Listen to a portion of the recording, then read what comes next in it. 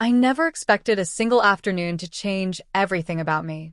The air was thick with tension, like the quiet pause before a storm, and I could feel it pressing against my skin as I walked into the living room.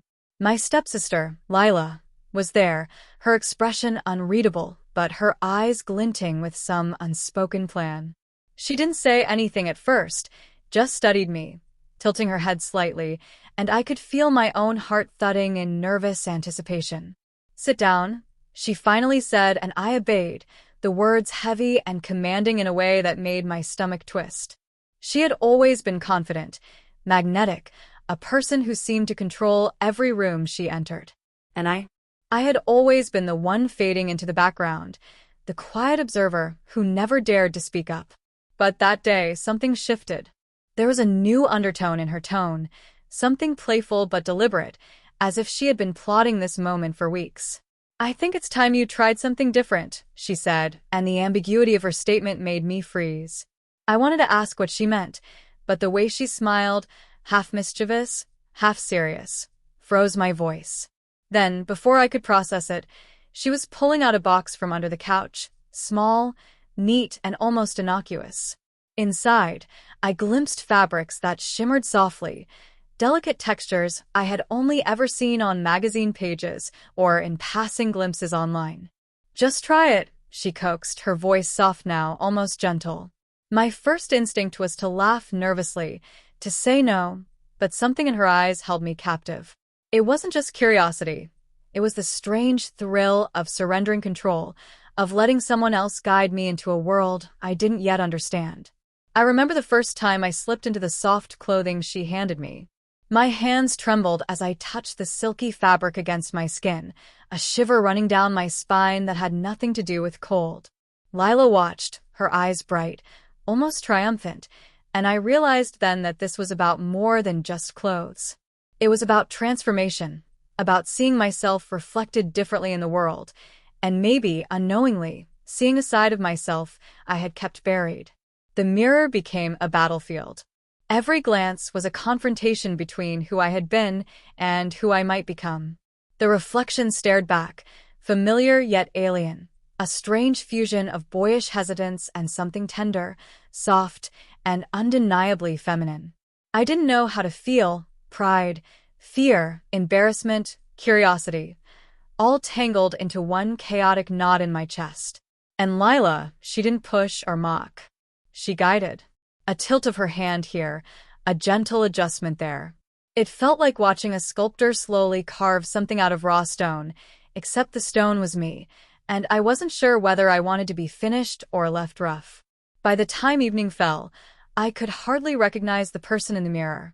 My hair framed my face differently, softer somehow. My posture shifted without thinking. Even my voice, when I whispered a few tentative words to myself, sounded lighter, somehow. And though a part of me resisted, there was another part, a small, curious flicker, that wondered if this version of me might be the one I had been afraid to discover all along. And then, just as I began to settle into the strange, thrilling ambiguity of it all, Lila smiled that knowing smile again, and I felt the first spark of a deeper, more complicated journey beginning. The next morning felt surreal, as if I had woken in someone else's life. The sunlight streamed through the blinds, casting narrow, golden lines across the floor, and I could hear Lila moving around the kitchen. Her presence was a constant, gentle pressure, a reminder that nothing about today would be ordinary. I got up slowly, each movement deliberate, as if testing the boundaries of the body I'd begun to recognize as my own, yet still felt foreign. When I entered the kitchen, Lila was already there, humming softly, her hands deftly arranging breakfast. She looked up at me with that same unreadable expression, a slight arch of her brow that made me tense involuntarily. I caught my reflection in the window behind her. The angle was different, more revealing. My hair fell naturally around my shoulders now, longer than I'd imagined, framing my face in a way that made my jawline look softer, more delicate. My posture, which I hadn't noticed adjusting, seemed changed, more fluid, more aware of space. Even the way I carried myself felt like a silent acknowledgement that I was stepping into someone new, someone fragile yet aware. "You look different," Lila said, her tone teasing but not cruel. I tried to laugh it off, but the sound caught in my throat. Different. That word pulsed in my mind. Different could mean beautiful, awkward, delicate, or strange, and somehow, it meant all of them at once. I wanted to deny it, to insist I was the same as yesterday, the same as always, but the reflection in the window told me otherwise. She handed me a cup of tea. Her fingers brushed mine briefly, and the contact sent a small shock through me. I didn't know whether it was fear, excitement, or something entirely new, but it made my pulse quicken. "Sit," she said softly. "I want to show you something." We moved to the living room, where she revealed a small corner she had transformed into a sort of mini dressing area. Mirrors of different sizes reflected the room from multiple angles, catching every nuance of movement, every flicker of expression. I felt suddenly exposed, as if the room itself were a magnifying glass for my transformation, and the mixture of anxiety and anticipation twisted in my chest. She handed me another set of clothes, this time even more intricate, pastel fabrics, ribbons, and delicate laces that seemed to whisper secrets about softness, elegance, and restraint. I stared at them, hesitant. I don't know if I can," I admitted, my voice shaking. "You can," she said firmly, stepping closer. "And you will. Not because I'm asking you to, but because you're ready to see yourself differently. You just don't know it yet." There was a pause, a charged silence that seemed to stretch for an eternity. And then, slowly, I began. Every piece I put on felt like a revelation. The fabrics brushed against my skin differently, smoothing over curves and contours I hadn't paid attention to before. Each layer added depth to the reflection staring back at me, a reflection I couldn't ignore. My hands trembled as I adjusted ribbons and folds, each movement a negotiation between the old version of me and this emerging new identity. Lila's eyes never left me. She offered guidance only when I wavered, her voice gentle, patient, yet carrying a quiet authority that made me listen. "See how your posture changes?" she whispered. I glanced at my reflection and noticed the subtle shift, shoulders softer, spine straighter, movements more fluid. I felt a strange pride mingled with vulnerability, as if the world were simultaneously opening and closing around me. We spent hours like this. Time lost meaning. There were small victories, learning to move gracefully in unfamiliar clothing, adjusting to the reflection that felt more alive than any image of myself I had ever known. And there were stumbles, moments when I caught myself recoiling from the mirror, wishing I could turn back to the safety of my old identity.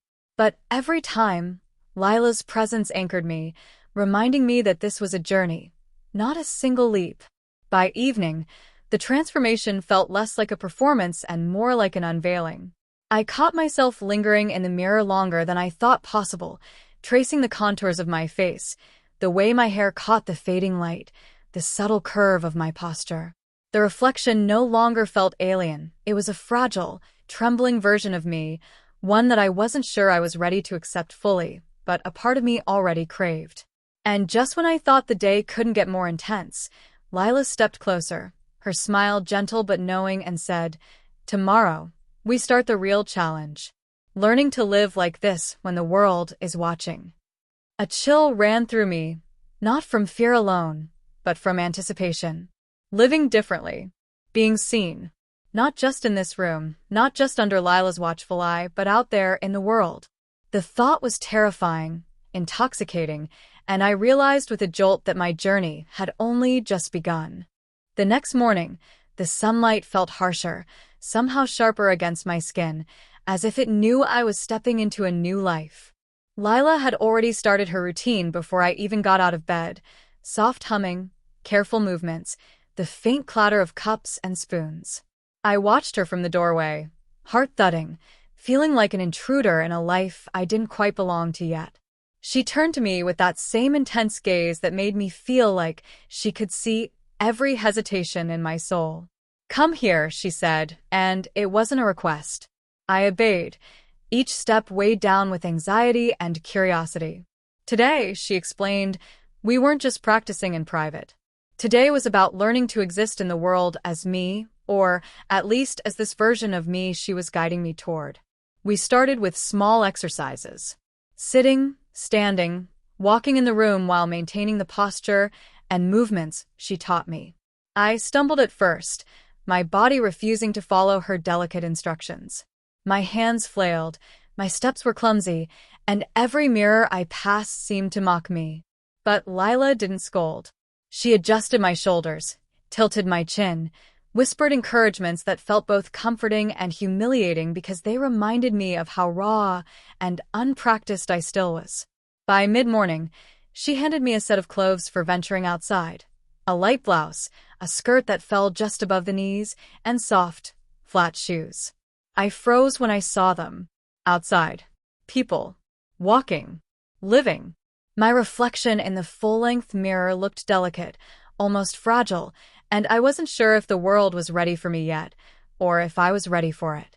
"You'll be fine," Lila said, her voice soft but firm. "You just have to take the first step. I'll be right there." We stepped out of the house together. The street was quiet, but I could feel every eye on me, or at least I imagined they could. My steps were hesitant, my back stiff, my hands gripping the edges of my skirt like a lifeline. Lila walked beside me, calm and natural, the perfect contrast to my trembling uncertainty. As we walked, I could feel a storm of emotions inside me. Fear, excitement, shame, exhilaration, all coiled together in a tight knot. My reflection in the shop windows made me stop more than once. Each time, I studied myself, turning slightly, adjusting posture, letting my hands brush lightly over the fabric. The world didn't stop for me, didn't notice my awkwardness. Or maybe it did, and I simply imagined their gazes. Either way, the reflection staring back was undeniably me, but different. By the time we returned home, I was exhausted in a way I hadn't expected. Not just physically, but emotionally, mentally. Lila helped me sit down and handed me a cup of tea. "You did well," she said, smiling in a way that made my chest ache. "More than you know. Today wasn't about perfection. It was about seeing who you are when nobody's hiding." Her words lingered in my mind long after she left the room. Who was I when nobody was hiding? The question echoed, loud and insistent, over and over. I traced my fingers over my skirt, over the curve of my shoulders, over my hair falling gently around my face. The reflection in the mirror no longer felt foreign. It felt possible. Fragile, yes, but real, tangible, something I could almost reach for if I allowed myself to. And then the thought hit me. Lila's plan wasn't just about clothes or posture. It was about transformation, yes, but deeper. It was about trust, surrender, and the terrifying, exhilarating process of discovering who I might truly be if I let go of who I had always been. By evening, I felt a strange mix of relief and tension. Relief that I had survived the day, that I had learned something new about myself, and tension because I knew this was only the beginning. Tomorrow promised another step, another challenge, another confrontation with myself and the world. And though fear tugged at the edges of my mind, there was a spark, a small, dangerous thrill, that whispered I was ready to see where this path could take me. The morning arrived with a quiet that felt heavier than usual, as if the world outside were holding its breath, waiting for me to step fully into this new version of myself. I woke before my alarm, lying still in the dim light, tracing the lines of my face in the mirror by my bedside. The reflection was familiar, yes, but also fragile, like a painting I had only begun to touch. My fingers hovered over my cheeks, over the soft curve of my jaw, as though trying to memorize a face that might vanish if I blinked too long. Lila was already up when I descended the stairs. She greeted me with that calm, almost magnetic presence that had become my anchor. "Today," she said, "we begin the real test. Not just in the mirrors or in our private space. Today you interact, you respond, you exist as yourself, fully visible." My chest tightened. Fully visible. The idea of stepping into the world, of letting anyone, neighbors, classmates, random passersby, see me like this, made my stomach twist. But her eyes were steady, unwavering, and I realized that this was more than guidance. This was a challenge, a gentle but undeniable push to confront the fear I hadn't dared name. We began with small tasks. Walking to the local cafe, ordering a drink, exchanging casual words with strangers. Each step felt monumental. My voice wavered, soft and tentative at first, but each polite greeting, each smile returned to me by the world outside, chipped away at the fear that had clutched me so tightly. I noticed subtle things, how my shoulders shifted, how my hands naturally folded in front of me, how my gaze met the eyes of strangers differently than before. It was exhausting, but exhilarating. Back home, I collapsed onto the couch, a strange mix of fatigue and euphoria coursing through me. Lila came to sit beside me, handing me a glass of water, her presence as grounding as ever. "You're stronger than you realize," she said, her hand brushing briefly against mine. The contact sent a small, unexpected thrill through me, a reminder that this journey was as emotional as it was physical. I spent the rest of the day reflecting, alone in my room. Every mirror became a study, every angle of my reflection a new discovery. I noticed details I hadn't before, the way my collarbones cast gentle shadows, the subtle tilt of my hips, the softness that now threaded through every movement. And with each observation, the sense of estrangement I had felt in the early days began to waver. I was still me, yes, but also someone new, someone tender, someone unafraid to explore the edges of identity. By nightfall, Lila returned, a knowing smile on her face. She didn't need to speak. The glance she gave me said enough. She had seen the progress, the growth, and perhaps the internal struggle that still raged quietly beneath the surface. And as she sat across from me, our eyes locking in that familiar, charged way, I realized that this wasn't just a transformation. This was a journey of trust, surrender, and self-discovery, one that was far from over, but which I now felt ready to embrace, step by careful step.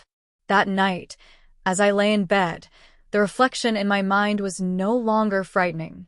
It was a whisper, a promise of something delicate yet powerful, a self I hadn't dared imagine before, waiting patiently to be seen, recognized, and accepted. And somewhere deep inside, a small spark of courage flickered, daring me to step into the unknown once more. The following morning, the sunlight filtered through the blinds in a way that made the room glow like a secret waiting to be discovered. I woke with a strange mix of anticipation and dread twisting inside me, a fluttering knot in my chest that I couldn't ignore. Today, Lila said we would push further, not just practicing posture or clothing, but the subtler, more complicated art of presence. The kind that demanded more than just outward appearance. It demanded confidence, vulnerability, and the courage to exist fully, even when the world might not understand. I descended the stairs slowly, each step weighted with thought, feeling the skirt swish softly against my legs. Lila was already waiting, dressed in her usual effortless elegance, her expression calm yet sharp, like she could read every flicker of emotion across my face. "Are you ready?" she asked, tilting her head slightly. Her voice carried that quiet authority that both comforted and unnerved me. I nodded, though inside, my heart felt like it might explode with a mix of fear and excitement. We began with simple exercises, greetings, small talk, gestures. At first, I stumbled over words, my voice uneven, my hands too busy fidgeting to follow the guidance she gave so naturally. But Lila was patient, guiding each movement with the slightest touch, the softest correction. "Relax your shoulders, tilt your chin just a bit, remember. This is about ease, not perfection," she whispered, and I felt a subtle shift in myself, a tiny loosening of the tension I hadn't realized I was carrying. By mid-morning, she led me outside again. This time, the task felt heavier. We walked to the local park, bustling with people enjoying the crisp air. Every step I took was a battle with my own insecurities. I felt the weight of unseen eyes, the imagined judgments pressing against me. But each glance I received, smiles, nods, casual acknowledgement, slowly chipped away at the fear. I noticed how my body moved differently. My arms swayed more naturally, my gait softened, my posture no longer stiff and awkward but fluid, like a tentative dance I was learning with every step. Lila watched silently, her eyes assessing, encouraging. Every so often, she would lean in slightly and whisper guidance, a tilt here, a subtle adjustment there. Her presence was like a tether to safety, a reminder that I wasn't navigating this alone. And yet, the thrill of independence began to seep in, a curious, intoxicating feeling that maybe I could exist out there, in the world, without her constant hand. By the time we returned home, exhaustion had settled deep in my bones. I collapsed onto the couch, still conscious of the way the soft fabrics of my clothing brushed against my skin. Lila came and sat beside me, handing me a cup of tea, her touch light but grounding. "You did well," she said simply, but the weight behind her words made my chest tighten. Not just well, but more than I could have imagined. I had faced myself in public, confronted fear, and survived. As the evening wore on, I found myself alone with the mirrors again. I lingered in front of each reflection, studying details I hadn't noticed before, the gentle slope of my shoulders, the delicate angles of my jaw, the way light caught my hair just so. I felt a strange mix of pride and apprehension, realizing that this reflection was no longer something imposed upon me by Lila. It was something I was beginning to claim as my own, however fragile and uncertain. And then, in the quiet, I caught myself smiling, a real, honest smile, unguarded and fleeting. For the first time, I felt a tiny spark of hope, a whisper that maybe this transformation wasn't just about clothes, posture, or appearances. Maybe it was about discovering who I could be when I let go of the fear that had always kept me small, unseen, and hidden. When Lila returned that night, she didn't need to speak to convey understanding. The glance she gave me, soft and knowing, confirmed it. This was only the beginning, a first step into something far bigger, far more complicated, and far more real than I had ever dared imagine.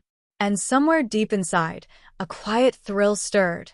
The anticipation of tomorrow, of new challenges, and of the ever-shifting reflection that was becoming more and more undeniably me. The next day arrived with a strange clarity, the kind that makes the world feel sharper, almost alive.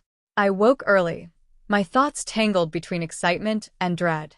Lila was already up, moving with her effortless grace, humming softly as if the morning itself were hers to command. I watched her for a moment, tracing the lines of her silhouette in the soft light, and felt that familiar twinge of awe, part admiration, part fear, part something I couldn't yet name. "Ready for today?" she asked, tilting her head with that same knowing look that always left me off balance. My throat tightened, but I nodded. "Today," she said, "we would push boundaries further, not just walking or speaking in public, but truly testing how I could inhabit this new self." We began in the living room with subtle exercises, mirrored movements, hand gestures, soft intonations of voice. At first, it felt mechanical, forced, and I found myself faltering over even the simplest tasks. But Lila's hands were there, guiding gently, her voice patient, yet firm. "Feel it. Don't just copy, become it," she said, and I realized she wasn't merely teaching me to act. She was teaching me to exist differently, to inhabit a version of myself I had barely dared imagine. By mid-morning, we ventured outside again, this time to a nearby shopping street. The air was filled with life, laughter, the hum of people moving about. My chest tightened immediately. Every glance felt magnified, every passerby's gaze imagined to hold judgment or curiosity. But as we walked, I became conscious of subtler details, the soft sway of my arms, the careful tilt of my head, the natural grace that began to emerge in small, almost imperceptible ways. Lila was beside me, silent for stretches, speaking only when necessary, her presence a tether to confidence. I felt the strange thrill of noticing myself through others' eyes, imagining the reflection they saw. Was it awkward? Was it authentic? My reflection in shop windows and mirrors became a silent teacher, showing me angles of myself I had never known existed. The tension inside me shifted between fear and exhilaration. Every step outside my comfort zone felt like a declaration that I could, in fact, exist differently. By the time we returned home, my body ached from nervous energy, but a deeper fatigue had settled into my mind. I lingered in front of the mirror, tracing details, the gentle curve of my cheeks, the soft line of my jaw, the way the light caught my hair. Each observation was a revelation, an affirmation that the person staring back at me was real, fragile, but undeniably present. I could feel the layers of old identity peeling away, replaced by a new awareness that this version of myself was not just a reflection of Lila's influence, but something I was beginning to claim as my own. Evening fell quietly, the golden light fading into the soft hues of night. Lila returned, carrying a calm authority that seemed to fill the room. She didn't speak immediately. She simply observed, letting me meet her gaze. In that silence, I understood that progress was more than outward appearance. It was internal, subtle, emotional. I was learning not just to look different, but to feel different, to hold myself in a new way, to acknowledge that identity could be fluid, beautiful, and frightening all at once. When she finally spoke, her voice was gentle, but carrying the weight of certainty. "Tomorrow will be harder," she said, and a shiver ran down my spine. "You will be challenged in ways you haven't been yet, but I know you're ready. You're stronger than you realize." I nodded, swallowing the lump in my throat. I didn't feel strong, not yet, but I understood that this was no longer just about clothes or mirrors. This was about courage, trust, and the fragile, exhilarating act of stepping fully into a life I had never dared claim. And as I lay in bed that night, staring at the faint moonlight filtering through the curtains, I felt it, a tremor of anticipation, a spark of something dangerous and thrilling, whispering that my transformation was far from over. The morning came with a chill that seemed to seep into my bones, sharpening every sense, making me painfully aware of the journey ahead. Lila had been up long before me, moving through the house with quiet precision, and I felt that familiar twinge of anticipation mingled with fear. Today, she said, would be the real test, not just practicing, not just existing, but confronting the world with this new self, fully visible, fully present. I dressed slowly, deliberately. Each piece of clothing felt like a small ritual, a careful layering of identity. The skirt brushed against my legs, soft and unfamiliar. The blouse fell delicately, shaping my posture in ways I was only beginning to notice. I stared at myself in the mirror, tracing every line of my face, every subtle curve. The reflection no longer felt alien. It felt raw, fragile, real. And yet the vulnerability it carried made my stomach twist. Could I carry this version of myself out into the world without crumbling? Lila stood beside me, calm and commanding.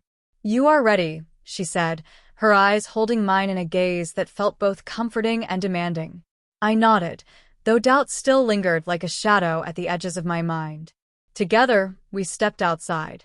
The street was alive with movement. People passed by, laughing, chatting, unaware of the small, trembling drama unfolding in the space between us. Every step I took felt monumental. My heart raced, my palms were clammy, but slowly, almost imperceptibly, the fear began to give way to something else. Presence. I became aware of my posture, the sway of my hips, the delicate grace of my arms. I was not performing. I was existing. And every glance I caught from shop windows or reflective surfaces reminded me that this self was tangible, visible, undeniable.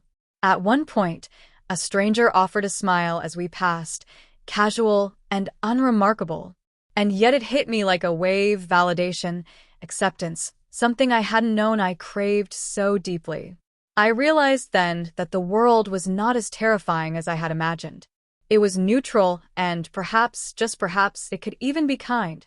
By mid-afternoon, Lila guided me to a quiet park. We sat on a bench, and for a long while, neither of us spoke.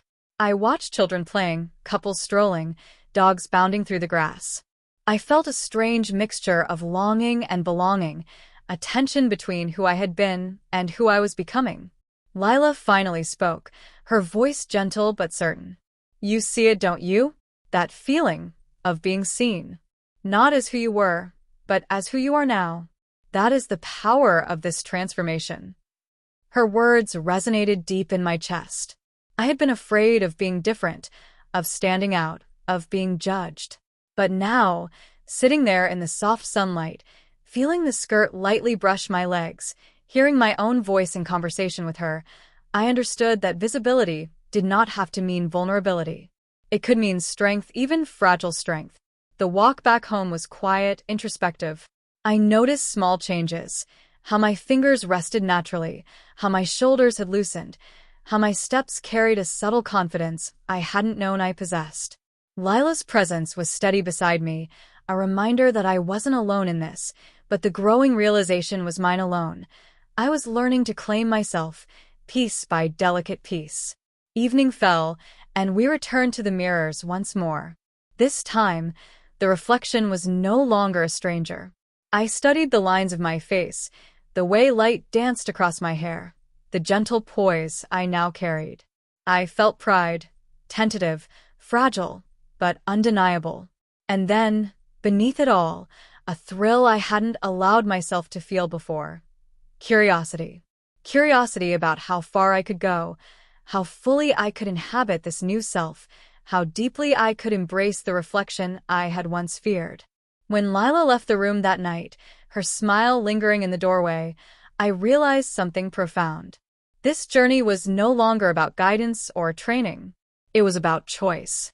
It was about accepting, even celebrating, the delicate, intricate self I was becoming. And as I stood before the mirror one last time before bed, I whispered to the reflection, "Tomorrow, I will go further." And deep inside, a tremor of excitement, fear, and anticipation stirred, a promise that the final step of this transformation, the one that would change everything, was just within reach. Morning broke like a whisper, soft and tentative, and I woke with a pulse that felt faster than usual, an almost electric anticipation vibrating through my chest. The night had been restless. Sleep had come in fits, punctuated by dreams in which I glimpsed myself in ways both terrifying and exhilarating. I wasn't sure if I was ready for what today promised, but deep down, I knew it would be decisive, the culmination of every lesson, every hesitation, every small triumph Lila had guided me through. When I descended the stairs, Lila was already there, waiting, her posture relaxed but her gaze sharp. "Today," she said, tilting her head slightly, "you step fully into yourself. Not partially, not cautiously. Everything you've learned, everything you've discovered, you carry it into the world. Without fear." Fear. The word clutched at my chest like an anchor, but beneath it, something else flickered. Courage. Not the kind born from certainty, but the fragile, trembling kind that blooms when choice meets necessity. I dressed slowly, meticulously, each piece of clothing a deliberate act of self-definition. The skirt fell softly over my legs, the blouse draped perfectly, and as I brushed my hair, I saw for the first time a reflection that didn't recoil at the mirror. It was me. Tentative, fragile, yes, but undeniably real. We began with simple movements in the living room, a final rehearsal. Every tilt of my head, every subtle sway of my hips, every graceful placement of my hands, the tiniest detail had been honed through countless repetitions. But today, repetition was not enough. Today demanded authenticity, presence, and the courage to be seen exactly as I was. When we stepped outside, the world was alive, vibrant, and entirely unaware of the personal drama unfolding in its midst. Each step I took felt monumental. The streets, the shops, the faces of strangers, all became mirrors reflecting a version of myself I was learning to trust. At first, my heart raced uncontrollably with every passing glance, every smile or fleeting recognition. But gradually I noticed something extraordinary. I was moving through the world, not hiding from it. I was existing fully, each step a declaration that this self, delicate, tender, vulnerable, was not shameful, not fragile. It was real. Lila walked beside me, silent for stretches, speaking only when guidance was essential. I could feel her eyes on me, not as judgment, but as witness. And in that gaze, I realized something. Her presence was a gift, yes, but the transformation was mine. Every curve, every posture, every subtle flicker of expression was something I had begun to claim. And the world, quietly, without fanfare, acknowledged me, not as someone forced into a role, but as someone stepping into existence. We paused at a small cafe, a place bustling with ordinary life. I ordered a drink, my voice steady, my hands no longer trembling as they had on the first day. Lila watched, a faint smile playing on her lips, but I could see the depth of pride in her eyes. This was not a performance. This was presence. I had become something I had only glimpsed in mirrors and whispered dreams, someone fully capable of existing outside the safe confines of home. The walk back was a quiet celebration. I noticed subtle things, the sway of my arms, the ease in my shoulders, the natural tilt of my chin. These weren't tricks I had learned. They were the beginning of authenticity, an outward reflection of the inner transformation that had been quietly taking place all along. I realized that the tentative, fragile self I had first glimpsed was gone. In its place was someone aware, delicate, and yet undeniably present. Back home, Lila guided me to the mirrors one last time. I lingered, studying every detail, the gentle slope of my cheeks, the softness of my hair, the delicate poise that now felt effortless. And as I looked, I realized something profound. This was no longer about guidance, training, or transformation imposed from outside. This was me. Not complete, perhaps, never fully finished, but fully mine. Lila's voice broke the silence softly, almost reverently. You've done it. You've embraced yourself. Every step, every fear, every hesitation, it's all led to this. Her eyes held mine, and for the first time, I felt no shame, no fear, only acknowledgement and a quiet, trembling pride. I took a deep breath, feeling the soft fabric against my skin, the gentle curve of my posture, the reflection that had once been frightening but now felt familiar, even comforting. I whispered to the mirror, almost to myself, "This is me, and I am ready." Night fell quietly, and I lay in bed, replaying every moment, the stumbles, the victories, the subtle discoveries, the small sparks of joy and pride. Lila's presence, her guidance, her quiet insistence had been the catalyst, but the real transformation had been mine to claim. I had learned to see myself not as fragile, not as hidden, not as incomplete, but as a person fully capable of existing in the world, delicately, beautifully, authentically. And as sleep finally came, I felt a deep, unwavering sense of possibility. The reflection in the mirror had taught me courage. The reflection in the world had taught me presence. And the reflection in my heart had taught me that identity is not fixed, not imposed, not something to fear, but something to embrace, nurture, and celebrate. I closed my eyes, and in the quiet, I knew with a certainty I had never felt before, this was only the beginning.